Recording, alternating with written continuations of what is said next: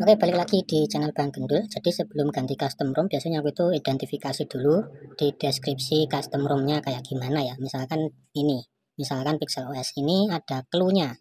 Yang pertama adalah 4.19 kernel. Ini berarti dia dinamik ya. Terus kemudian ke bawah lagi ada notice-nya, enforcing signet, terus ini error FS build. Nah, nanti kalian bisa pakai recovery retrofit yang support error FS ini, guys. Aku tunjukin custom recovery-nya pakai Orange Fog aja ya. Nah, yang ini. Berarti nanti kalian kalau mau install itu pakai yang ini. Tapi misalkan cuma ada keterangan 4.19, kalian bisa pakai custom recovery yang ini. Atau bisa juga pakai yang ini. Tuh, yang dinamik A12 bisa juga. Tapi kalau misalkan nggak ada keterangan, itu biasanya dia pakai kernel 4.4. Kalian bisa pakai Orange Fog yang biasa. Nah, di sini aku mau ganti custom ROM ke the face ini ya guys, Volere ini kalau nggak salah dari Kang Yuki, dan katanya ini sudah ada gapsnya. Kemarin itu sebenarnya aku udah nyoba ini, tapi karena aku nggak tahu, aku taruh gaps lagi dan hasilnya itu wifi-nya sudah tersambung tapi slow connection. Katanya gara-gara aku tumbuk gapsnya itu. Jadi ini mau aku ulang lagi. Tapi sebelum ke eksekusinya, kalian sebaiknya backup dulu di aplikasi Swift Backup. Aplikasi Swift Backup ini bagus banget buat kalian yang pengen pertahanin data WhatsApp ya guys. Biasanya itu WhatsApp sering ke apa ya, diminta untuk menginstal WhatsApp resmi guys. Nah, kalian tinggal ulangi aja misalkan yang butuh di backup apa aja. Biasanya aku Facebook plus Messenger itu Telegram Messenger ya, sama udah itu doang. Biasanya tinggal dipilih ini APK sama data kemudian di backup. Kemudian untuk ROM-nya aku ambil di blognya Kang Yuki, the face yang ini ya. Terus geser paling bawah, ini yang terbaru. Aku kemarin download yang ini guys, the face yang 0216 serinya. Dan ini kan nggak tahu ya custom ROM-nya ini ROM apa. Tapi kalau dilihat di deskripsi custom ROM-nya yang kayak gini gambarnya ya, jangan sampai males buat lihat di changelognya ini guys ya. Nah, ini untuk ROM changelognya kalian bisa baca di sini. Ini ROM-nya kayak gimana, karena ini juga tersirat clue guys ya, biar kalian nggak salah langkah, nggak salah step by stepnya waktu flash custom ROM ini. Jadi cari info soal dia pakai kernel apa, terus ROM-nya itu apa, terus nanti biar kalian bisa nentuin harus pakai custom recovery apa. Terus di bagian bawah sini, nah ini notice this will come with dynamic partition. Nah, ini clue ya, ini clue dia pakai dynamic partition. To install follow this step carefully. Nah, di bagian changelog tadi kan dibawa ke sini. Di bagian bawahnya lagi kalian bisa baca ROM notice. You can decrypt this ROM by using this DFA script. Nah, ini artinya custom ROM-nya itu terenkripsi guys. Untuk menghilangkan enkripsinya kalian harus pakai DFA ini. Kalau kita klik, ini ada DFA dinamik. Ini khusus di custom ROM ini. Kemarin aku juga nggak nge-flash dinamik DFA dinamik ini, makanya langsung kena encrypt ya kemarin. Harus format data. Oke, ini udah ada clue-cluenya. Jadi sekarang langsung aja kita eksekusi guys. Oh, ini bisa ke advance kemudian recovery. Oke, begitu nyampe di recovery, kalian lihat dulu ini recovery-nya apa. Dan ini recovery-nya ROFS guys. Tuh, yang kayak gini. Jadi kita centang Dalvik Cache data. Storage is not encrypted ya, masih belum terenkripsi ini guys. Jadi bisa kita coba lanjut pakai custom recovery Orange Fog yang ROFS ini, bisa apa enggak kira-kira. Kita langsung menuju filenya. Ini dia the face ya, langsung kita sweep.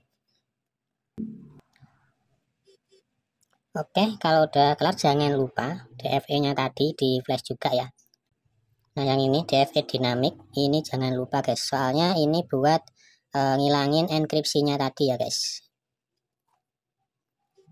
Kalau sudah, reboot sistem, karena yang tadi kan sudah ada gapsnya, jadi kita langsung reboot sistem aja.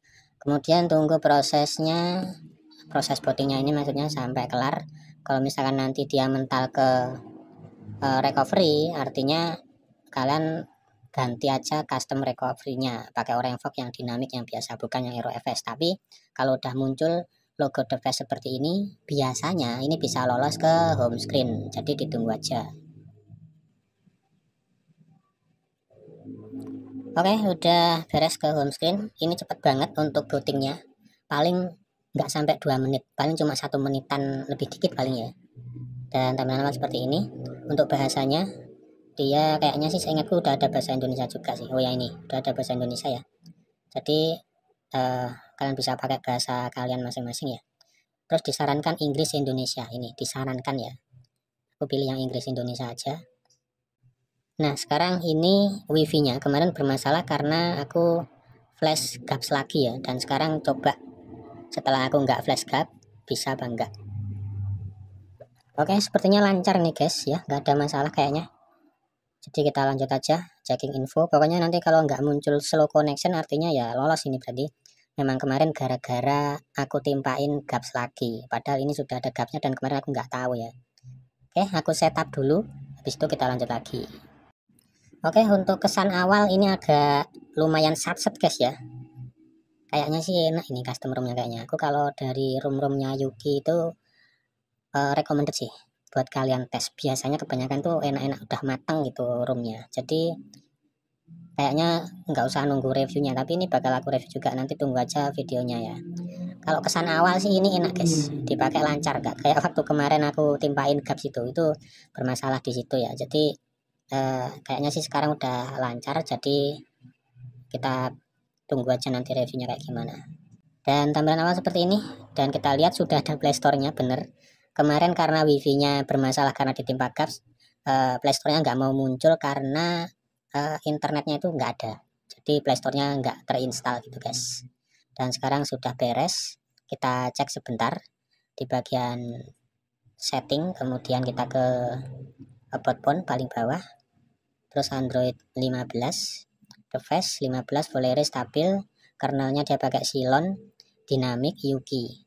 Apakah ini support KSU Next? Kita langsung coba aja install KSU Next ya, KSU Next yang paling atas ini, setting, lalu kita pilih install. Ini sedang proses install. Oke, udah bisa, langsung kita open aja ya. Dan ternyata ini working guys, working LTS. Oke, ini apa, custom kernelnya sudah support KSU Next, jadi bisa kalian tancap aja guys. Oke, aku tunjukin juga sekalian playstore-nya ya, dapatnya apa. Kemarin kalau di waktu pertama itu yang gagal itu ya tentu aja belum bisa ngelihat playstore-nya karena terkendala wifi kemarin ya, terkendala gapsnya karena ketidaktahuan info. Jadi untuk nyari informasi di deskripsi custom ROM yang bakal kalian install atau kalian flash itu penting banget guys. Jadi jangan males buat ngecek-ngecek deskripsi ROM-nya ya, atau bahkan di komentar-komentarnya itu. Dan ini is not certified ya, sayang banget. Coba kita cek integrity-nya, general, kemudian developer option, integrity-nya minimal dapat basic lah paling enggak. Tuh dapat basic beneran guys. Kalau sejauh ini kesan awal nyaman, ini satset. Tapi biasanya ini kan lagi download ya, harus nunggu settle dulu guys, ditunggu settle yang mungkin 2-3 jam gitu, dibiarin. Habis itu kalian bisa komen ini enak apa enggak. Biasanya aku kalau ngetes kayak gitu. Terus habis kelar setup biasanya aku itu langsung ke kernel SUNEX atau mungkin ke Magis, pokoknya aku root dulu kan pasti HP-nya. Tujuannya ya untuk nge-restore dari switch backup ini guys. Jadi seperti ini. Kemudian kita buka switch backupnya, lalu kita restore aplikasi-aplikasi yang udah di backup sebelumnya.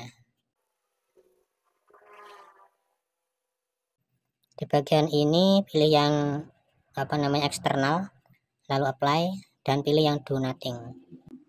Kalau sudah, tinggal geser ke restore all apps, kemudian pilih aplikasi yang sudah kita backup, mau apa aja, bebas ya.